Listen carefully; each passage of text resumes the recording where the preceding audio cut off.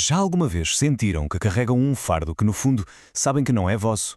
Aquela ideia de que as experiências dos nossos avós, ou até dos nossos bisavós, podem ecoar nas nossas vidas, moldar quem somos de formas que nem sequer conseguimos perceber. Parece ficção científica, não é? Mas e se não for? Hoje vamos tentar perceber este fantasma que pode viver nos nossos genes. Para começar, olhem só para esta frase. É poderosa. Parentes, só meus dentes e ainda assim me doem. Estas são as palavras de uma bisavó. Uma mulher que perdeu tudo o que tinha na guerra e que foi traída pelo próprio pai. É uma frase que corta, que nos mostra uma ferida tão funda, uma desconfiança que se tornou a sua única defesa. E o mais assustador? Essa ferida não morreu com ela. E isto leva-nos à grande questão que vamos explorar. Será que o trauma, a dor, até os hábitos de gerações que já nem conhecemos podem ser transmitidos? E não estou a falar de histórias contadas ao jantar, mas de algo mais, fundamental, quase biológico. Será que as feridas dos nossos antepassados podem de facto viver dentro de nós? Para tentarmos perceber melhor esta ideia, vamos mergulhar num caso clínico fascinante, tirado da psicanálise. É a história de uma família que parece assombrada, onde o sofrimento foi passando de mão em mão, como se fosse uma herência da qual ninguém conseguia escapar. Ora bem, a história começa com a tal bisavó, que perde tudo. Os filhos dela, os avós do paciente que está em análise, também vivem os horrores da guerra. Mais tarde conseguem juntar muito dinheiro, mas são completamente incapazes de dar afeto. O que é incrível aqui é ver o padrão a formar-se. A perda material na primeira geração transforma-se em pobreza de afetos na segunda, que por sua vez explode em caos psicológico na terceira. É quase matemático. E como é que este trauma se manifestava no dia-a-dia? Bem, de formas muito concretas e estranhas. A avó, por exemplo, vivia com um pânico constante de perder tudo outra vez. Então acumulava coisas boas, novas, que nunca usava e vivia rodeada de cacarecos e de trapos. Já o avô controlava tudo e todos através do dinheiro. Qualquer presente, qualquer ajuda era transformada numa humilhação, numa forma de dizer vocês dependem de mim. Eram duas formas diferentes de lidar exatamente com o mesmo medo. E depois havia as palavras, que eram usadas como autênticas armas. Frases como eu dou tudo e não recebo nada, ou vais arrepender-te do que me estás a fazer, eram ditas vezes sem conta, como um disco riscado. E chegavam a um nível de crueldade inacreditável, como dizer a um filho, és um débil mental, nem um hospício te vai querer. Estas frases eram sementes de culpa e de vergonha que se tornaram a linguagem oficial daquela família. E aqui está a prova de que o ciclo não só não parou, como continuou. A irmã do paciente, que cresceu a ouvir isto, agora mãe, repete à filha a mesma frase exata do pai. Eu dou tudo. E o que recebo? Nada. O eco do trauma não está a diminuir. Está a ser passado intacto para a quarta geração. O padrão está a repetir-se à nossa frente. Ok, ver o padrão psicológico é uma coisa, mas a pergunta que fica a martelar na cabeça é como? A sério, como é que a dor, o medo de uma bisavó, se podem inscrever na biologia dos seus netos e bisnetos? Como é que uma memória se herda? A resposta, ou pelo menos uma parte dela, pode estar num campo da ciência absolutamente fascinante chamado epigenética. E é aqui que a psicologia e a biologia se encontram e nos dão uma pista de como estas heranças misteriosas podem de facto acontecer. Então vamos lá tentar perceber isto de uma forma simples. Imaginem o nosso ADN como um livro de receitas gigante. A genética clássica diz-nos que herdamos o livro.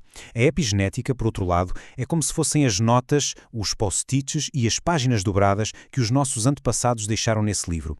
Não mudam as receitas, mas dizem ao nosso corpo quais é que deve ler, quais é que deve ignorar e até com que intensidade deve usar cada uma. Basicamente, são como interruptores. Um dos exemplos mais famosos para perceber isto é o dos ratos agouti. Estes ratos têm um gene que os faz ser amarelos, obesos e com tendência para doenças.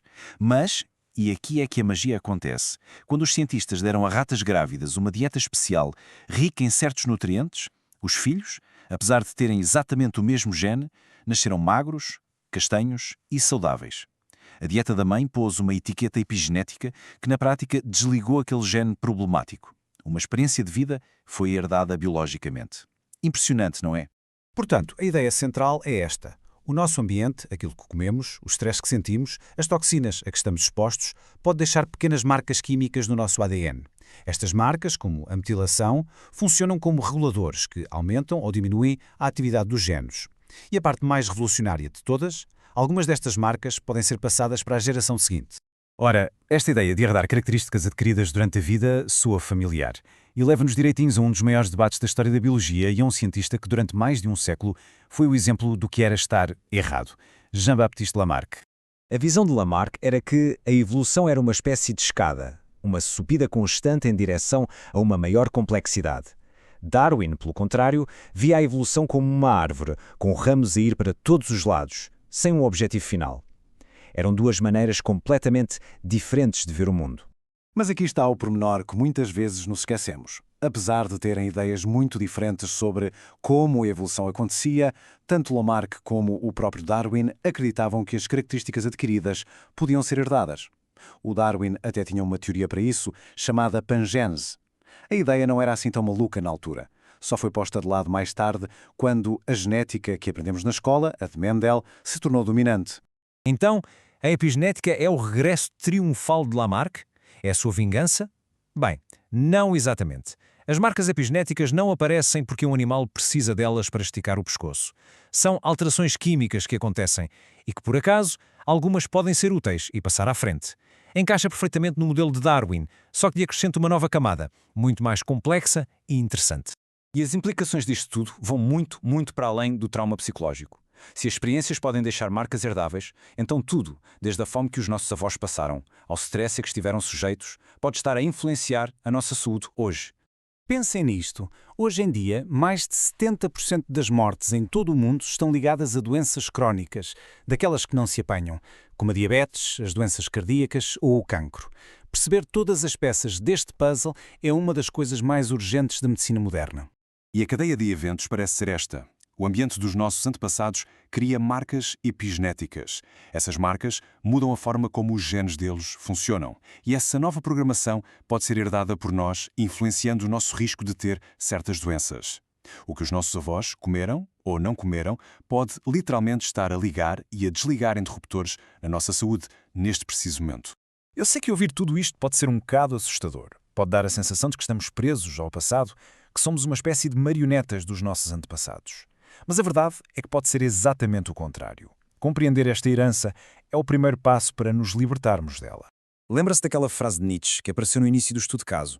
Torna-te quem tu és. À primeira vista, pode soar a uma sentença, a uma aceitação passiva. Mas Nietzsche não queria dizer isso. Era um desafio. É um convite para compreendermos todas as forças que nos fizeram, a nossa história, a nossa biologia, a nossa família, para que possamos então escolher conscientemente quem queremos ser. E no fundo, a grande mensagem é esta. A epigenética não é uma sentença de prisão, é um mapa. Mostra-nos as predisposições que podemos ter herdado, os caminhos que para nós podem ser mais escorregadios, saber que temos uma tendência para a ansiedade por causa do trauma da nossa bisavó, ou um risco maior de diabetes por causa da dieta do nosso avô. Isso dá-nos poder. Dá-nos o poder de fazer escolhas mais informadas. Permite-nos finalmente reescrever o legado. No fim de contas, a vida dos nossos antepassados é parte da nossa história. Isso é inegável. Está escrita nas memórias, nas fotografias e, ao que parece, até na forma como os nossos genes se expressam. A questão que fica para cada um de nós não é como apagar essa história, mas sim que história que vamos nós escolher, com as nossas ações e as nossas vidas, passar para as gerações que vêm a seguir.